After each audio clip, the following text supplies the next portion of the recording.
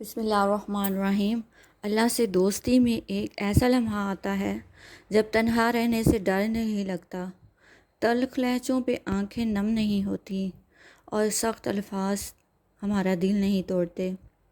اذیت زیادہ ہو یا کم ہو، نرم گرم سی مسکراہٹ میں سکون ملتا ہے اور کلمہ شکر کہنے میں قرار آتا ہے، سکون آتا ہے۔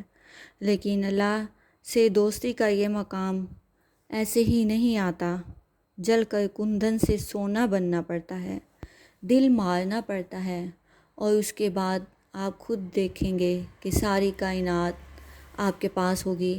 آپ جس چیز کے پیچھے بھاگ رہے ہیں وہ ساری چیزیں آپ کے پاس خود بخود آتی جائیں گی۔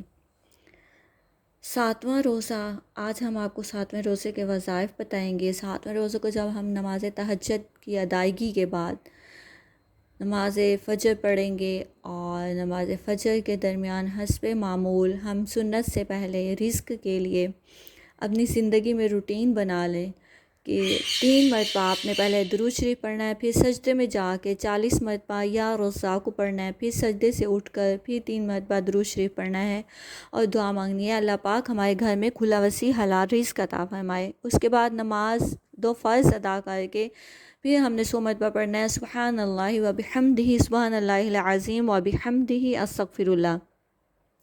پھر ہم نے پڑھنا ہے اللہ تعالیٰ کا پیارا نام یا کریمو 200 مرتبہ کہ اللہ پاک ہم سب پر کرم عطا فرمائے۔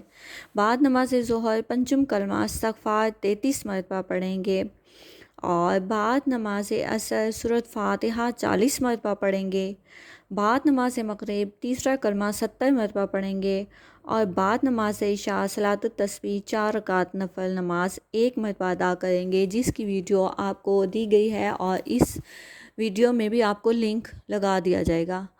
اور اس کے علاوہ ہم کوشش کریں کہ جنہوں نے قرآن پاک پڑھا ہوا ہے وہ اس کا ترجمہ تفسیر اس کی عادت بنائیں، اور اگر جن کا قرآن پاک صحیح نہیں ہے، تلفظ سے نہیں ہے، جن کی غلطیاں ہیں، وہ رمضان المبارک میں کوشش کریں کہ ان کا قرآن پاک ٹھیک ہو اور تلفظ سے ان کی غلطیاں ٹھیک ہو جائیں۔ اور میری دعا ہے کہ اللہ پاک ہم سب کی مشکلات آسان فرمائے، ہم سب کے گھروں میں کھلا وسیع حلال رزق عطا فرمائے، اور ہمارے دل جائز حاجات کو پورا فرمائے۔ آمین۔ جزاک اللہ۔